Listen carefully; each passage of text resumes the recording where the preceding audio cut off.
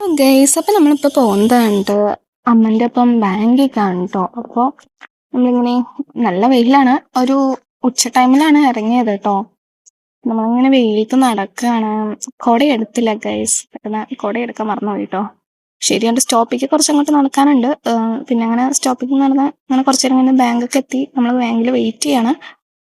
ബാങ്കിൽ കുറച്ച് തിരക്കൊക്കെ ഉണ്ടായിരുന്നു. അങ്ങനെ തിരക്കൊക്കെ കഴിഞ്ഞ് അമ്മ ബാങ്കിൽ നിന്ന് നമ്മൾ ഇറങ്ങി കേട്ടോ.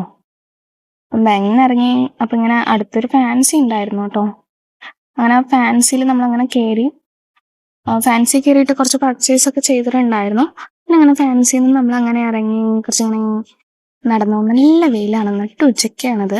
നമ്മളിങ്ങനെ സ്റ്റോപ്പ് ഇറങ്ങിയിട്ട് വീണ്ടും ഇങ്ങനെ നടന്നു വരുമ്പോൾ ഉള്ളവിടുത്തെ കാഴ്ചയാണ്.